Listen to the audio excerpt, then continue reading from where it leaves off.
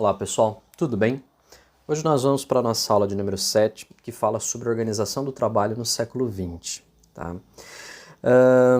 Como nós já falamos, como nós já conversamos, o trabalho é algo essencial para o ser humano.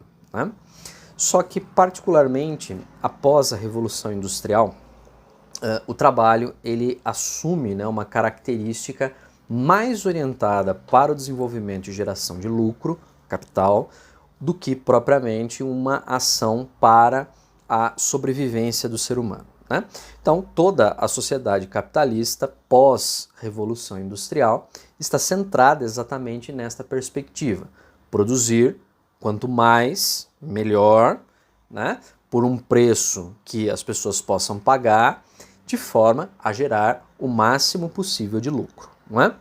Então, nessa perspectiva, o trabalho, após a Revolução Industrial, ele vai passar por uma série de mudanças, uma série de modificações, principalmente dentro de 3 teorias, né, que se alguém aí quiser fazer algum curso na área de administração ou, né, coisa parecida, contabilidade, vai ter que estudar uma disciplina chamada TGA, Teoria Geral da Administração, né?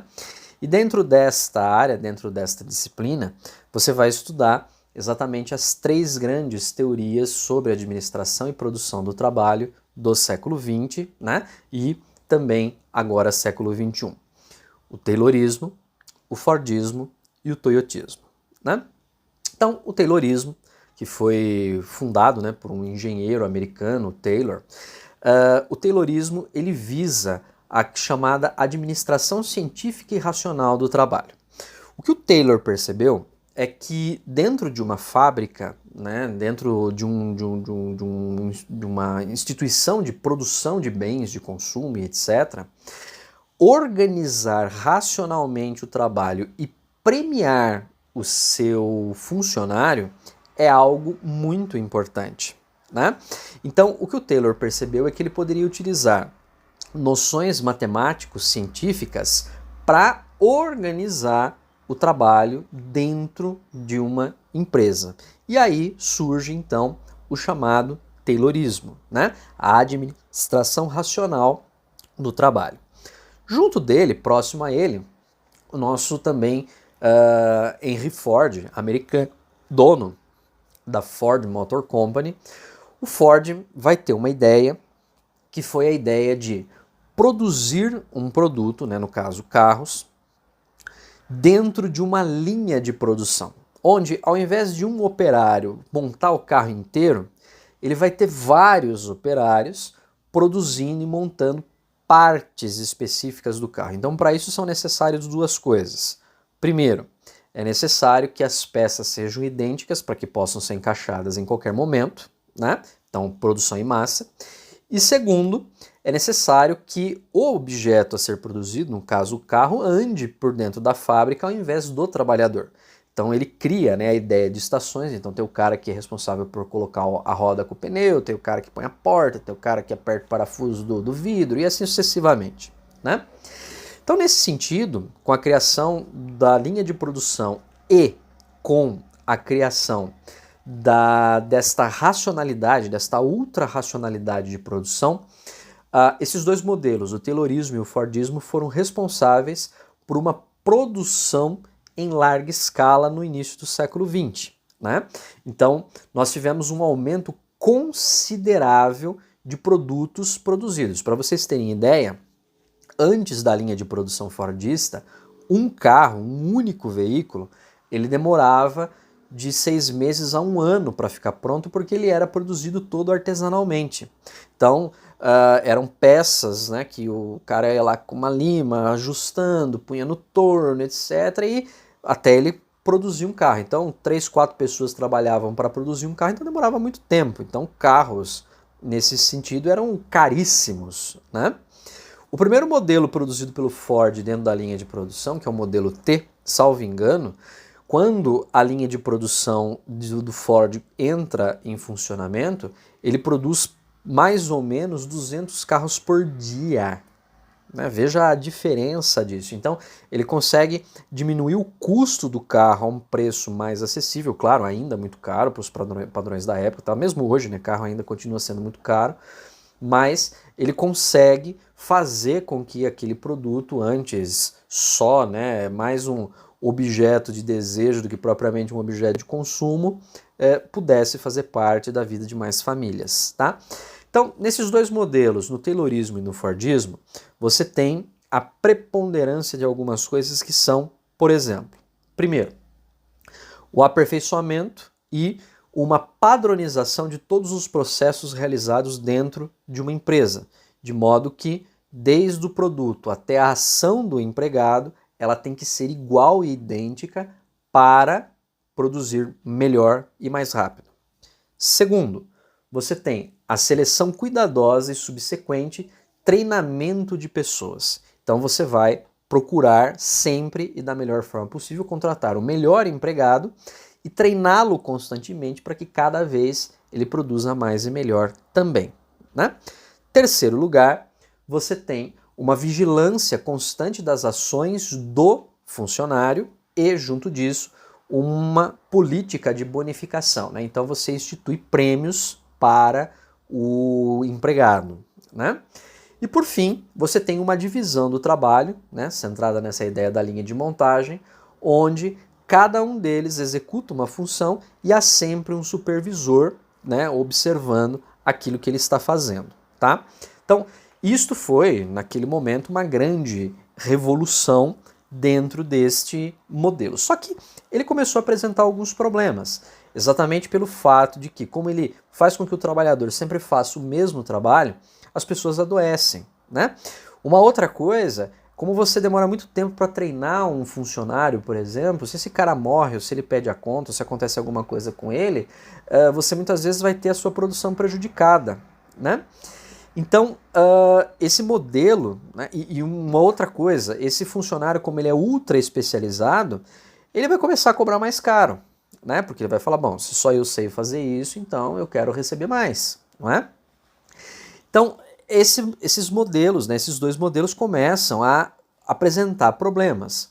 Um filme clássico que mostra muito bem isso é o filme do Chaplin, né, o Tempos Modernos, né, dá uma pesquisada na internet, aí você vai encontrar, onde ele faz uma sátira disso, né, ele está mostrando exatamente um modelo de fábrica fordista, tá ok?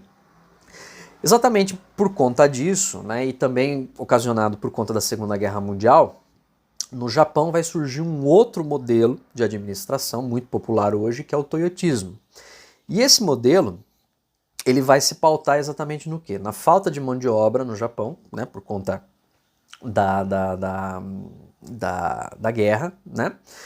Na falta de recursos materiais, então poucos materiais disponíveis, não é?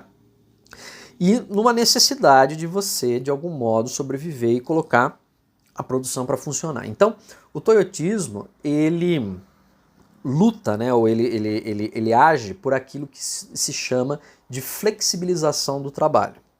Quer dizer, você deve formar pessoas para que ocupem cargos e funções diferentes dentro de uma empresa, sendo que com um rápido treinamento ele consegue executar aquela ação, né? Então, isso é um primeiro passo do toyotismo. Segundo, na medida do possível, substitua trabalhadores por máquinas. Então, né, hoje, por exemplo, a questão da robotização de linhas de produção é enorme.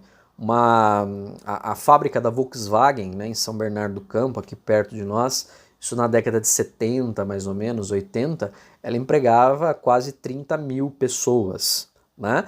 Hoje, a mesma fábrica que produz muito mais, só que usando robôs, ela emprega aí talvez umas 4 mil pessoas, né? Uma diferença, assim, gigantesca e exorbitante se você efetivamente parar para pensar, tá?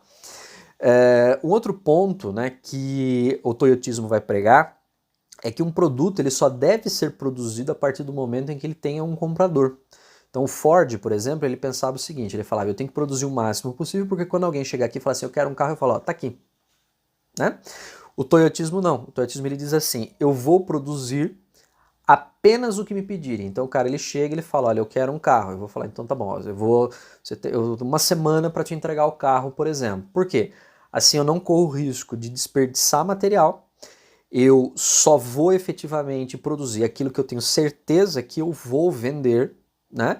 E consequentemente eu economizo não só o material, mas economizo o tempo de trabalho, né? E como diz o ditado, tempo é dinheiro no capitalismo, tá? Então, é importante compreender isto e acho que hoje, né, é importante também falar sobre essa questão.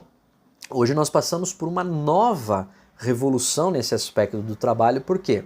Porque hoje o trabalho não só mais do aspecto fordista e taylorista e do aspecto toyotista, mas hoje o trabalho ele também está muito centrado sobre o aspecto tecnológico do ponto de vista da informática. O grande produto para este século, né, que nós estamos, século XXI, é exatamente o que? Os dados. Reparem, por exemplo, que hoje esta aula que eu estou dando para vocês só é possível exatamente por conta de um recurso tecnológico que eu tenho que dominar, que você tem que dominar e que tem que estar disponível, né?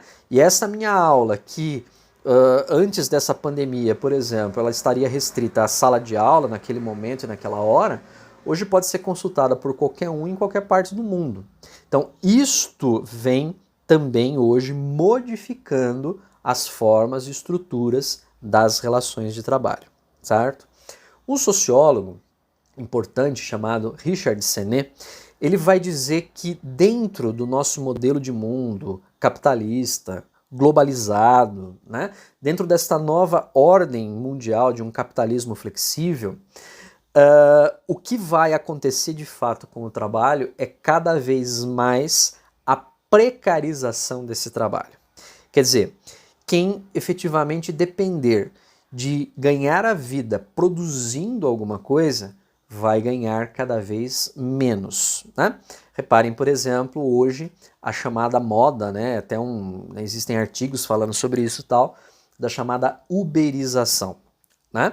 Então, quantas pessoas hoje, por falta de oportunidade de emprego ou até mesmo, né, por necessidade de ampliar a sua renda, hoje, por exemplo, trabalha aí como motorista da Uber, como entregador do iFood ou Uber Eats ou, né, qualquer outro. Aí só estou dando esse exemplo por conta disso, porque o Uber acho que foi um dos primeiros a começar a pipocar nesse sentido, né? Então vejam que a cada dia que passa, cada vez mais, o trabalho vem se precarizando, o trabalho, né, a execução do trabalho, ela se torna cada vez algo mais especializado, fechado dentro de um círculo de pessoas que têm uma formação mais elevada, né? E os trabalhos mais simples, vamos dizer assim, acabam se transformando naquilo que nós chamamos de subempregos, né? E a grande pergunta que precisamos fazer em relação a isto é: onde nós vamos parar dentro desta dinâmica, né? Então isso é muito importante, tá ok? Acompanhem pelo capítulo da apostila essa aula, né? Resolvam os exercícios também que estão lá presentes, tá certo? Uma ótima Páscoa para vocês, um bom feriado, Deus os abençoe e até a nossa próxima aula. Tchau, tchau, gente.